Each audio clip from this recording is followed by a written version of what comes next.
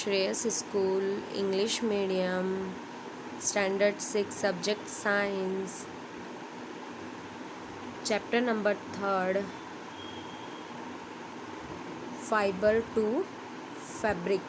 चलिए, fibre to fabric का मतलब होता है कि यहाँ पे जैसे जो कपड़े बनाए जाते हैं उसके बारे में हमें जानकारी लेनी है।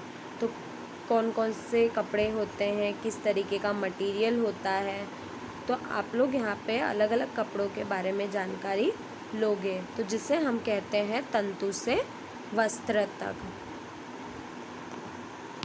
देखिए, पहली and बूजो won the first prize in a science quiz competition held at their school. They were very excited and decided to ask the prize money to buy clothes from their parents.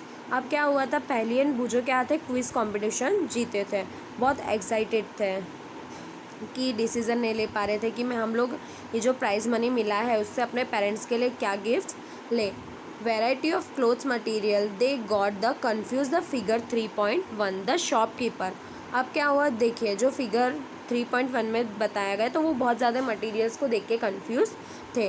The shopkeeper explain that the some clothes और fabrics were a cotton and the some were synthetic. अब क्या हुआ कि उन्होंने कुछ clothes उनको कपड़े बताए, तो फैब्रिक्स में जैसे कॉटन्स हो गया, सिंथेटिक हो गया। He also had a woollen muffler and a shawl.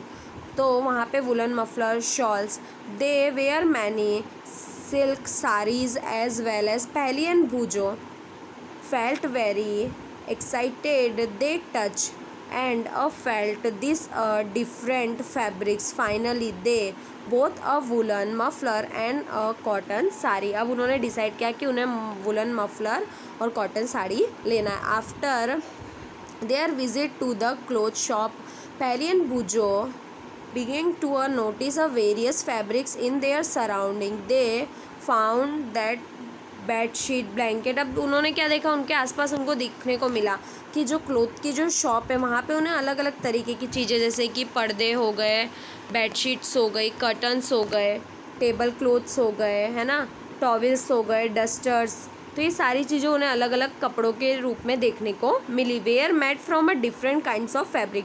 तो उन्होंने देखा कि कितने अलग अलग तरीके के फैब्रिक्स है, कितने अलग अलग तरीके के कपड़े हैं।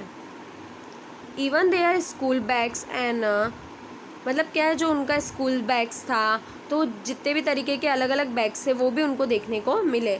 Where made up from the some kinds of a fabric they try to identify this fabrics as a cotton, wool, silk और a synthetic.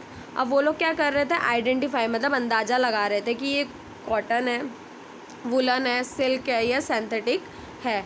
Can you also identify the some fabric, तो आप भी बता सकते हो कि इनमें से फैब्रिक कौन सा है। अब यहाँ पे 3.1 activity 1 visit a near by tailoring shop, the collect a cutting of a fabrics left over after stitching, feel and touch each of pieces of a fabric. Now try to label the sum of the fabrics as a cotton, silk, woolen, synthetic after the asking for a help from the tailor. अब क्या हुआ कि वो मतलब अपने आसपास कोई Taylor थे उनके पास गए, तो वहाँ पे जाके उन्होंने पता लगाने की कोशिश की, जैसे कि काफ़ी कपड़ों को छुआ कि ये कपड़े कौन से हैं, सिल्क है, सिंथेटिक है, वुलन है ना, तो अलग अलग पीसेस को उन्होंने छू के टच करके देखा, उनके लेबल को टच कर देखा। And asking for help for this tailor. चलिए, अब हमने यहाँ तक देखा, आगे का हम नेक्स्ट वीडियो में देखेंगे।